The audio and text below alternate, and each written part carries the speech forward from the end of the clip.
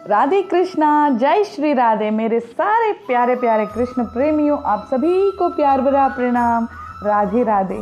आज का भगवद गीता ज्ञान हम 4वें अध्याय 4थे अध्याय को पारायण करने जा रहे हैं। अब तक 3 चैप्टर्स हमने पढ़ लिए हैं ना, आप लोगों ने सुना है ना।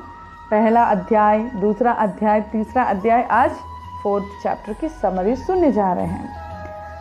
तो पहला अध्याय में हमने देखा है अर्जुन की कंफ्यूजन। कुरुक्षेत्र युद्ध स्थल में जो दोनों सेना इकट्ठा हुई और अर्जुन कैसे व्याकुल हो गया। और दूसरी अध्याय में हमने देखा सांख्य योग, आत्मज्ञान दिया है भगवान ने। आत्मज्ञान, आत्मा क्या है, आत्मा अविनाशी है, शरीर नाशी है, आत्मा की ज्ञान दिया है। उसके बाद भगवान ने तीसरा अध्याय में ज्ञान देने के बाद ज्ञान के अनुसार कर्म करने के लिए बताया है, कर्म योग। अब 4th अध्याय में भगवान क्या कहने जा रहे हैं, क्या उपदेश देने जा रहे हैं, बहुत इंटरेस्टिंग एंड बहुत इम्पॉर्टेंट भी है। हमको अपने लाइफ में कैसे एग्जीक्यूट करना। तो ध्यान से सुनिए। तो पाठ सुनते पहले कोई भी मेरे चैनल को पहली बार व्यू कर रहे हैं तो ज़रूर सब्सक्राइब कीजिए। बहुत interesting and exciting inspiring videos आगे आने वाली हैं और आगे फुल वीडियो तक सुनना, ज़रूर सुनना, जुड़े रहना और लोगों को भी शेयर करना। तो इस अध्याय की नाम ही पहले 2 अध्याय की कंटिन्यूटी है। दूसरी अध्याय में हमने ज्ञान के बारे पाठ किया है ना, आत्मज्ञान। और तीसरी अध्याय में कर्म योग, है ना। तो भगवान 4th अध्याय की क्या नाम दिया है, ज्ञान कर्म संन्यास योग। कैसे ज्ञान की कंटिन्यूटी आ रही है, कर्म की कंटिन्यूटी आ रही है और संन्यास इसलिए बताया गया है। इस अध्याय में भगवान कर्म की तत्व बताया है। कर्म की तत्व क्या है, प्रिंसिपल्स, मतलब डिसिप्लिन ऑफ कर्मा।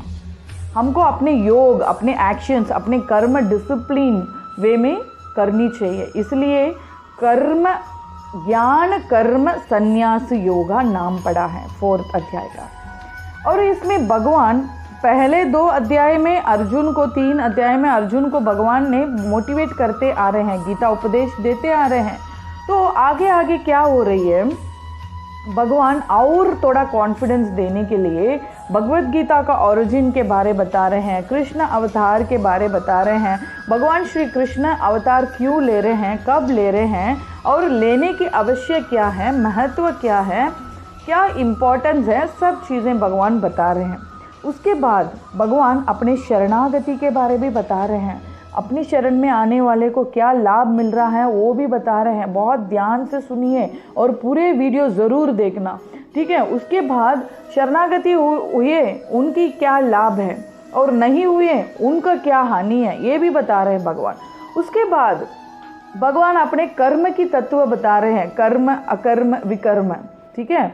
उसके बाद भी कर्म योग की आगे भगवान प्रिंसिपल्स, कैसे हमको कर्म करना है। पहले ही निष्काम निस्वार्थ सेवा करना है, मतलब अपने कर्मों को ही, अपने ड्यूटी को ही भगवान सेवा जैसे मानकर करनी चाहिए। सेवा कब होती है, हम विदाउट एनी एक्सपेक्टेशंस दो करते हैं, उसको सेवा कहा जाता है। काम कर्म तो रिएक्शन, हम एक्सपेक्टेशन करते हैं। मैंने मेरे ड्यूटी परफॉर्म किया तो 30 तारीख को मेरे अकाउंट में सैलरी भरनी चाहिए, होता है ना, और वो ड्यूटी है। अब विदाउट एक्सपेक्टेशंस हम जो करते हैं वो सेवा है। तो भगवान निष्काम सेवा को प्रिंसिपल्स के साथ कैसे करना है वो सब बताते हैं। उसके बाद भगवान यज्ञ, मतलब सैक्रिफाइस, सेवा को भी टाइप्स, वेरियस टाइप्स, 12 टाइप्स बता रहे हैं। उसमें भी अर्जुन पूछ रहा है, इतना सारे तो आपने बता दिया है, उसमें मेरा कौन सी श्रेष्ठ है। तो भगवान ने सबसे श्रेष्ठ ज्ञान यज्ञ को बताया है, ज्ञान यज्ञ। तो इसमें क्या है, ज्ञान यज्ञ, अगर ज्ञान हो जाता है किसी को तो उसकी लाइफ की एनलाइटमेंट हो जाती है। तो उस ज्ञान से वो पूरी जीवन की अंधकार मिटा सकते हैं, है ना, और दूसरे को भी मिटा सकता है। तो इसलिए ज्ञान बहुत श्रेष्ठ है करके, ज्ञान में ज्ञान भी आ जाती है, कर्म भी आ जाती है, तो यही श्रेष्ठ है। तो इसमें क्या आती है, ये ज्ञान मार्ग ही है, तो हमारा भजन मार्ग है। चलिए अब बहुत और थोड़ा से डिटेल वे में हम 4th चैप्टर को सुनते हैं। पहले भगवान गीता की ओरिजिन बता रहे हैं, गीता कैसे शुरू हुई है, गीता उपदेश कहाँ से शुरू हुई है, किसको बताया। पहले भगवान पहले इनको सूर्य भगवान विवस्वान को बताया था गीता उपदेश। उसके बाद उन्होंने अपने पुत्र वैवस्वता मनु कुमार उनको बताया, जहाँ से मनुष्य जन्म की मनुष्य कुल उत्पन्न हुई, स्टार्ट हुई, जहाँ से स्टार्ट हुई मनु कुमार से, तो उनको बताया। और मनु कुमार ने अपने पुत्र को इक्ष्वाकु कौन है, सूर्य कुल की राजा, जिस कुल में हमारी प्रभु राम जी ने अवतार लिए थे, उस सूर्य कुल की राजा इक्ष्वाकु है, उनको बताया। फिर बहुत सारे राज ऋषियों ने भी सुना है। फिर उसके बाद किसी कारण के वजह वो चेन ब्रेकअप हो गया। हमारा सनातन धर्म ही गुरु परंपरा, आचार्य गुरु शिष्य की अनुसार चलती है ना, तो वो कहीं चेन ब्रेकअप हो गया, तो वो बहुत लॉन्ग गैप हो गया, गीता ज्ञान कोई नहीं सुन रहा है। अभी कलिकाल आने वाला है, तो भगवान ने सोचा अर्जुन मेरा श्रेष्ठ बहुत ही प्यारा सखा है और बहुत अच्छे भक्त भी हैं, तो अर्जुन मैंने तुमको चूज़ किया है गीता उपदेश देने का। अब अर्जुन को आ गया डाउट। क्या डाउट आ गया, अर्जुन सोच रहा है ये भगवान क्या कह रहे हैं। अब सूर्य तो इस सृष्टि जब से है तब से है सूर्य, और भगवान तो इस द्वापर युग में जन्म लिए थे, अवतार लिए थे, और भगवान कैसे सूर्य को उपदेश दिया होगा। भगवान आप कोई जोक तो नहीं कर रहे हैं करके कृष्ण को पूछ रहा है। तो भगवान कृष्ण अर्जुन को कह रहे हैं मुस्कुराते हुए, अर्जुन जो हमारा तुम्हारा कहीं जन्मों साथ चल रहा है, जो पहले जो कर्म तुमने किया पिछले जन्म में जो हुआ है वो मैं जानता हूँ और तू नहीं जानता है। तो मैं तो पहले भी था, अभी भी है और आगे भी रहूँगा। मेरा तो कोई थोड़ी जन्म मृत्यु थोड़ी होती है। तो अर्जुन को और डाउट हो गया, तो मैंने जैसे जन्म लिया है तो आपने ऐसे जन्म नहीं लिया क्या। तो अर्जुन ने बोला मैं तो स्वयं अपने योग माया से प्रकट होता हूँ, अवतार लेता हूँ, मेरा कोई जन्म मृत्यु नहीं होती है और मैं कोई कर्म बंधन में मैं बांधा भी नहीं जाता। तो ये सब चीज़ें भगवान बता रहे हैं। तो आप अवतार कब ले रहे हो, अवतार कब लेते हो और क्यों लेते हो। तो यही तो है, यदा यदा हि धर्मस्य ग्लानिर्भवति भारत अभ्युत्थानामधर्मस्य तदात्मनां सृजाम्यहं परित्राणाय साधूनां विनाशाय दुष्कृतां धर्म संस्थापनाशाय संभवामि युगे युगे। तो भगवान इस 2 श्लोक में उनकी अवतार की इम्पोर्टेंस और क्यों ले रहे हैं उसकी महत्व भी बता रहे हैं। भगवान जब जब धर्म की ग्लानि होती है उस धर्म को स्थापन करने के लिए, सनातन धर्म को ऊंचे करने के लिए मैं अवतार लेता हूँ। और क्यों लेता हूँ, परित्राणाय साधूनाम, जो साधु संत हैं और जो मेरे प्रिय भक्त हैं, मेरे शरण में रहने वाला भक्तों को रक्षा करने के लिए, उनके हित के लिए मैं युग युग में अवतार लूँगा और लेते रहता हूँ। तो भगवान की ओरिजिन और गीता की ओरिजिन समझ गया। तो अर्जुन अब पूछने लगा, हम लोग तो कर्म बंधन में बंधे रहते हैं और आप तो इतने सारे अवतार लिया है, कभी राम बन के आए, कभी श्याम बन के आए, कभी कपिल मुनि बन के आए, कभी मोहिनी बन के आए, है ना। तो आप बंधन में नहीं रहते हो, आप बंधा नहीं जाते हो। तो भगवान कहते हैं अर्जुन मैं तो अपने नित्य रूप में रहता हूँ, मैं तो अपने योग माया से अवतार लेता हूँ, और उससे बड़ी चीज़ मैं सब मनुष्य कुल की हित के लिए कर्म करता हूँ। मैं जो भी कर्म करता हूँ मैं अपने लिए नहीं करता, मेरे बच्चों, मेरे जो भी आगे मनुष्य कुल है सारे मनुष्य सुखी रहें और भगवत प्रेम में आगे बढ़े, उनकी हित के लिए मैं कर्म करता हूँ, इसलिए मैं कर्म बंधन से मुक्त हूँ करके भगवान बता रहे हैं। तो अर्जुन को भी ऐसा ही कर्म बंधन से मुक्त होने के लिए भगवान कह रहे हैं। तो इसके लिए क्या करना पड़ेगा, भगवान आगे इनकी शरणागति भी बता रहे हैं।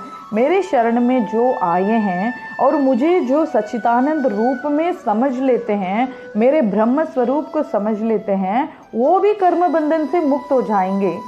तो अर्जुन सोचने लगा, और जो नहीं आते हैं, नहीं समझते हैं, तो भगवान कहते हैं उनको इस धरती पे ही सुख नहीं होगा तो स्वर्ग प्राप्ति तो क्या ही बोलेंगे ना। उधर भी जाके वो उधर जा नहीं पाएंगे, जाने से भी सुख नहीं पाएंगे। तो उसके बाद भगवान कर्म कैसे करनी है, तो कर्म अपने सेवा की हिसाब से, ड्यूटी को सेवा के हिसाब से करना है करके भगवान बहुत ही भारा यज्ञ, मतलब सेवा, सैक्रिफाइस, तो यज्ञ सेम मीनिंग आती है ना। तो 12 यज्ञ बता रहे हैं। कभी भगवान ज्ञान की यज्ञ बता रहे हैं, कर्म की यज्ञ बता रहे हैं, भगवान ब्रह्म स्वरूप में जानने वाला यज्ञ की बता रहे हैं, प्राणायाम की यज्ञ बता रहे हैं, बहुत सारे योगों की यज्ञ बता रहे हैं। तो अर्जुन फिर से कंफ्यूज हो गया, इतने सारे बूस्टअप कर दिया भगवान, अब मैं क्या करूं? इसमें आप सबसे बेस्ट मुझे बताइए। ये अध्याय में टोटल 42 श्लोक है, इसमें 25 से 35 श्लोक में इस 12 यज्ञ की विवरण किया है भगवान। हम एक एक श्लोक जब पढ़ेंगे बहुत डिटेल वे में पढ़ेंगे। अब ये समरी है इसलिए मैं रशअप कर रही हूँ। तो इसमें बेस्ट ऑफ बेस्ट कौन सा है करके अर्जुन पूछ रहा है। तो भगवान ने बताया एक ही एक है बेस्ट ऑफ बेस्ट, वो कौन सी है? ज्ञान योग, ज्ञान यज्ञ। तो ज्ञान यज्ञ कैसे? ज्ञान हमको अगर हो जाती है तो हमारे लाइफ की अंधकार भी मिट जाएगी, हमारा फैमिली की अंधकार मिट जाएगी और दूसरों को अंधकार भी हम मिटा सकते हैं। इसलिए ज्ञान बहुत श्रेष्ठ है।